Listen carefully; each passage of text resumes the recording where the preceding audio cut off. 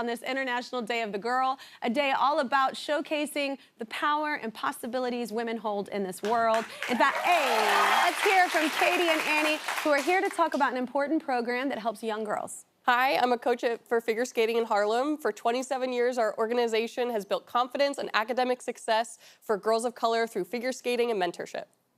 Hi, I'm in the 5th grade and I love ice skating. It's so much fun. It helped me become the person I am. Stay here more with Kelly on this International Day of the Girl after this. Hi, Kelly. My name is Maria, and I'm the founder and president of Drive Us Forward. We're a Gen Z advocacy nonprofit working together to end the fatal gender-based discrimination in car safety testing. As many people don't know, American cars are safety tested without an accurate female crash test dummy. As a result, women are 17% more likely to be killed and 73% more likely to be severely injured than men in the same exact crash. That's why I, as a car crash survivor, started Drive Us Forward.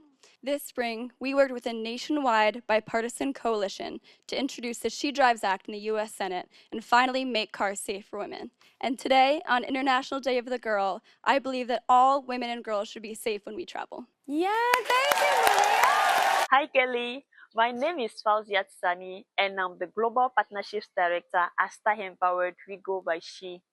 I'm here in Togo, Africa, but our team is worldwide, and we are a nonprofit creating sustainable education and employment opportunities for girls and women across the country, continent, and globe.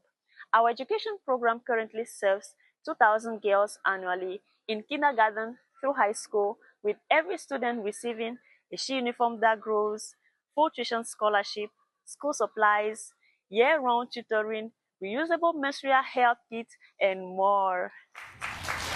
All right, welcome back and happy International Day of the Girl. That was Fazi from the West African nation Togo, who is doing important work for young women. Hi, Kelly. Happy International Day of the Girl. I'm Sabrina Guo, a sophomore at Yale University and founder of Girl Pride International, a nonprofit that empowers girls around the world through advocacy, educational access, and material support.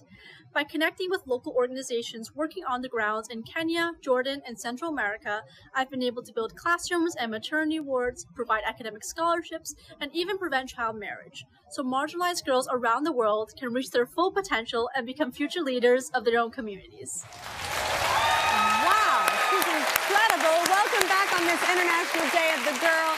That was Sabrina, who's a sophomore at Yale with her organization Girl Pride International, and Sabrina is killing it.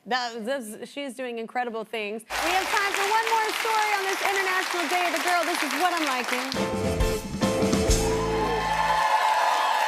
10 years ago, Rupi Kaur self-published her book Milk and Honey, a collection of poems and illustrations that touched on themes of trauma, survival, relationships, and what it means to be a woman.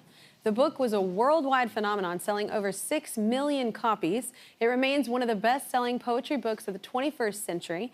Today, Rupi is releasing a 10th anniversary edition with new poems and illustrations. She is dialed in right now. What's up, Rupi? It's so good to be. So, Rupi, first of all, congratulations and also thank you for this book. But you were only 21 when you wrote this, right? I was. I fell in love with performing poetry, and so I was performing at open mic nights, and people would come up to me and ask, where do I get your book? And at the time I didn't have a book, but it was really my readers and my audience members that planted that seed. So then at 21 I decided to self-publish, and then 10 years later it's just been such an incredible journey. And so I wanted to publish this 10-year anniversary edition just to celebrate my readers. It's a love letter to them. It's a director's cut of the original book with new poems, and just a moment to celebrate everything that we've overcome over the past decade. Absolutely. So you work with young women on writing. What advice do you give to them?